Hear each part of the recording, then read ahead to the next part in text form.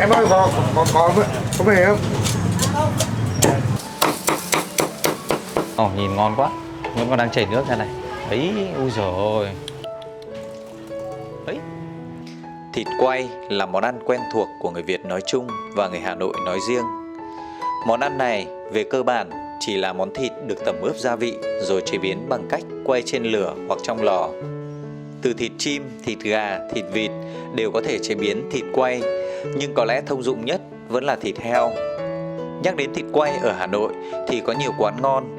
Một trong những cái tên được chúng ta ghé thăm ngày hôm nay là quán vịt quay Vạn Thành nằm trên phố Hàng Buồm với thâm niên được xếp vào hàng kỳ cựu ở Hà Nội. Để tìm hàng thịt quay này thì không khó. Cứ chiều đến, đi qua con phố Hàng Buồm, chỗ nào có người xếp hàng dài, có khi tràn cả xuống đường, đó chính là tiệm quay này. Đây, thưa quý vị và các bạn, chúng ta đang đứng trước cửa hàng Vạn Thành ở số 108 phố Hàng Buồm. Vâng, thưa các bạn, bây giờ là chúng ta đang đến, nó rơi vào khoảng tầm 4 giờ, khoảng hơn 4 giờ một tí. Lúc này thì cũng chưa phải là cái lúc đông khách đâu.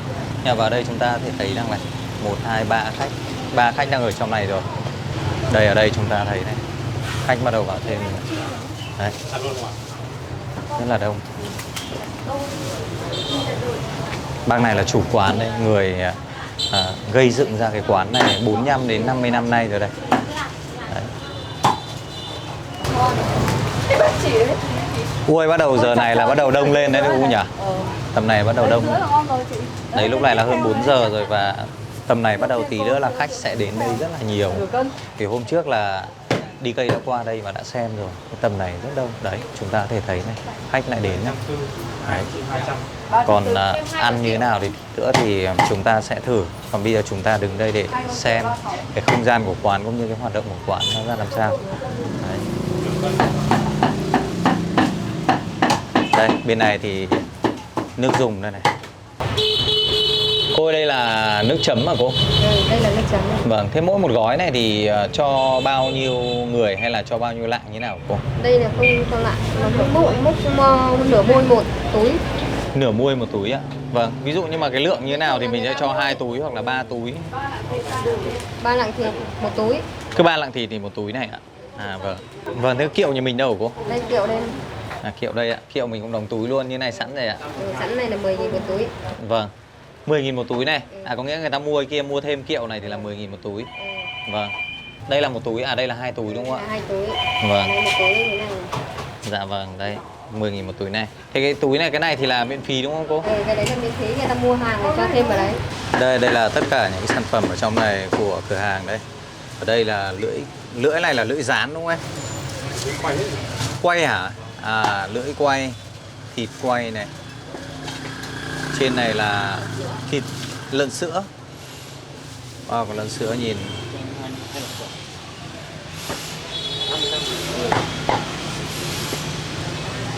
Đứng đây thì ngửi mùi rất là thơm. Còn mùi thịt quay thơm lắm. Đây là dạ dày này.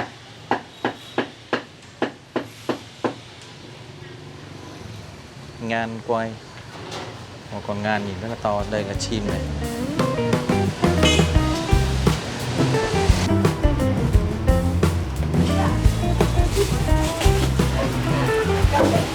Trông ngan ngon quá nhỉ cô nhỉ? Cái này là vừa mới ra lò đấy hả cô? Vừa quay xong. Vâng. Vẫn còn ấm này. Wow, nhìn ngon quá. Vẫn còn đang chảy nước ra này. Ấy, ui dồi ôi. Ấy.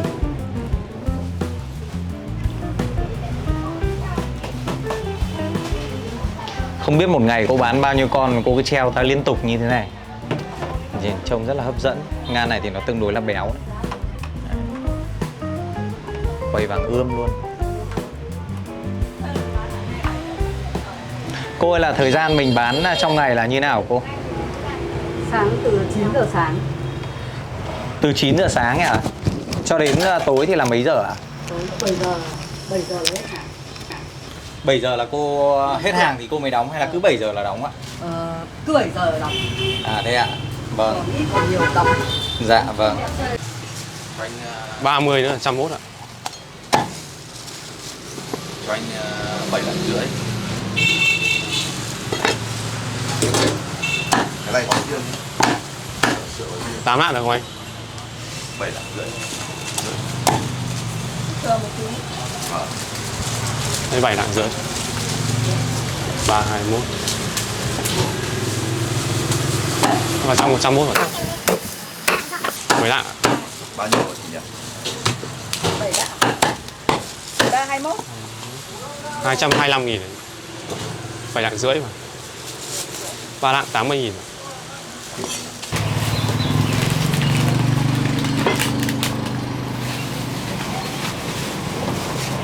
Em nửa cân.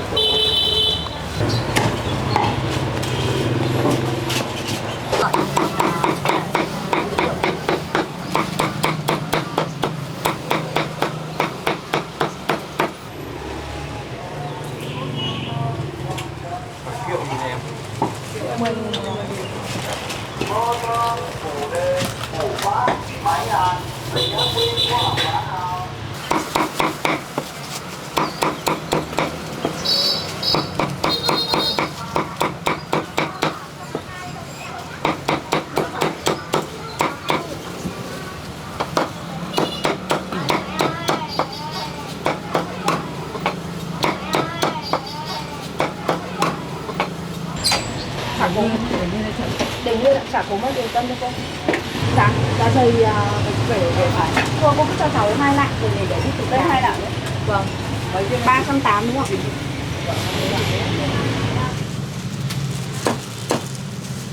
Anh chặt 4. Đúng rồi, con chặt 4.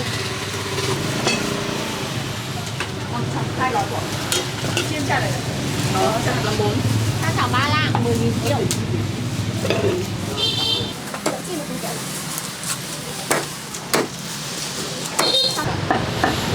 Con này được bao nhiêu?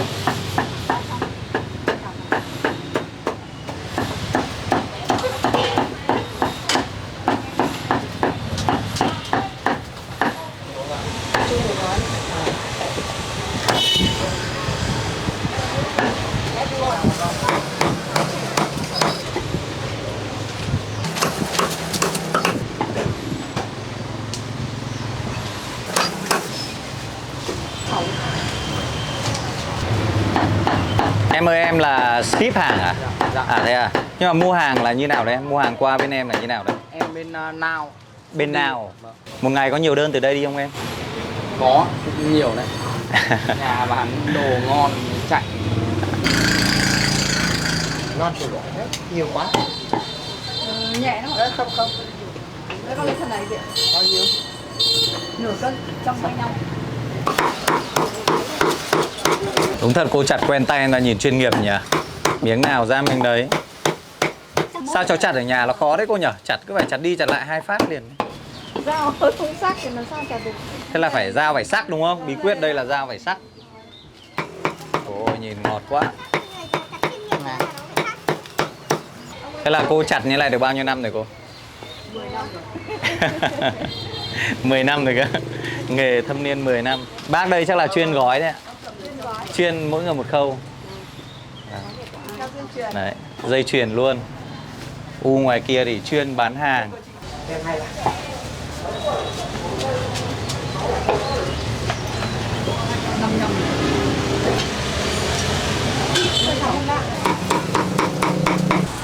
Đến 5 lạng 135.000 ạ.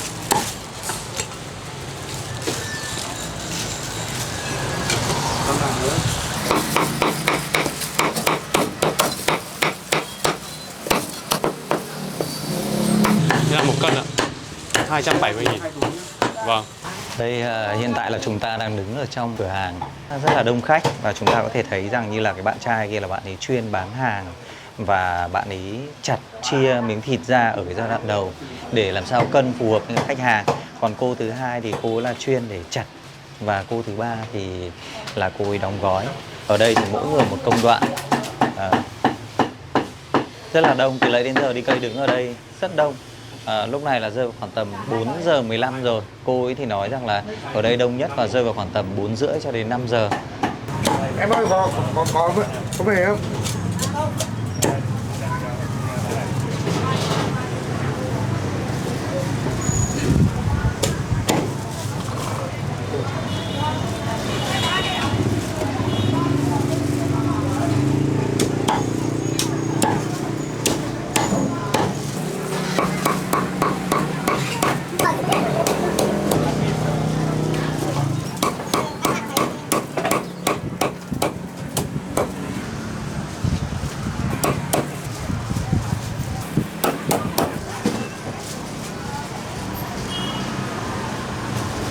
Em ơi, cho anh cái này một lạng nhé, mỗi thứ một lạng nhá. Cái này một lạng này, dạ dày một lạng này, chim một lạng này.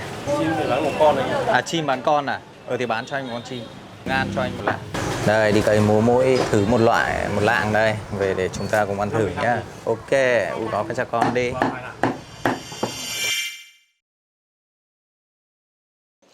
Với thời tiết mát mẻ như những ngày này, chẳng có gì thú vị hơn là bữa cơm có đĩa thịt quay giòn rụm, béo ngậy, hay mồi nhậu có đĩa thịt quay ngon lại càng tuyệt. Chỗ đấy chật với cả cũng không có chỗ để mà ăn, đâm ra là đi cây sẽ đem về đây. Chỗ này cũng là bàn làm việc của mình. Đây là nước chấm đây.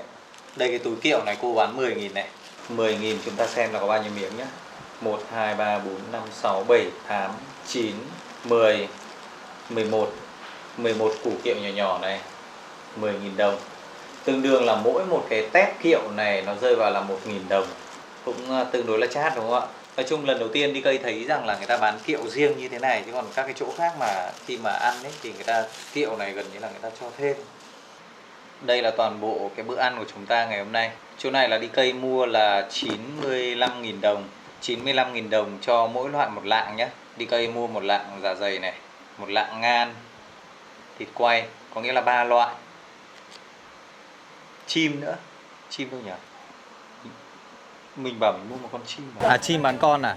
Thì bán cho anh một con chim. Thịt này. Đây chắc là chim à? Đây là ngan. Đây là ngan. Thế thì thiếu chim rồi. Lúc ấy mình gọi mình có chim mà. Nhà đây chứng tỏ là đây là người ta lấy một lạng ngan này, một lạng thịt quay này, một lạng dạ dày này, 3 lạng này, có giá là 95.000 đồng. Đây kiệu chỗ này là 10.000 này các bạn này. Nước chấm trông màu rất là nâu, cũng rất là đậm đặc này. Wow, miếng thịt quay này. Chỗ này có nửa lạng mỡ. Chấm vào cái này.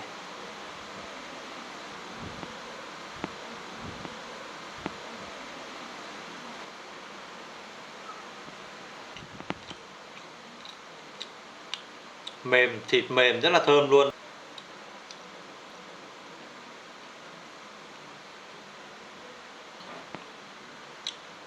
Nước chấm nó có cái vị ngọt hơi sâu. Nó vừa có cái vị béo béo của thịt mỡ, nó có cái vị thơm của thịt quay, và nó lại có quyện thêm cái vị ngọt sâu của nước dùng, rất là ngon. Đây là miếng dạ dày này. Dạ dày này lúc đầu đi cây tưởng là dạ dày chiên, nhà đây tất cả đều là quay hết. Ăn thử miếng dạ dày nha.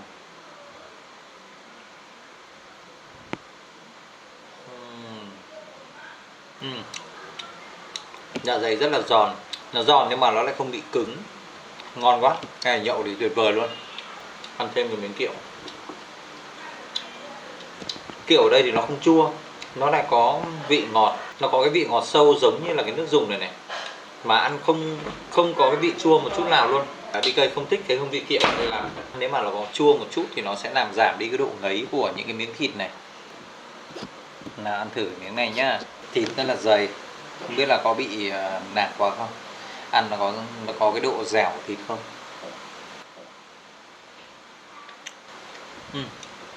Ngan rất là mềm, nó không bị bã. Này các bạn nhìn này, ăn nó không bị bã đâu. Mặc dù nhìn rất là nhiều thịt này nhưng mà không bị bã, mềm và thơm, ngon quá. Chờ bố tí con. Nhưng mà phải công nhận rằng thịt ở đây thì tuyệt vời luôn. Ăn giòn, miếng dạ dày giòn lắm này.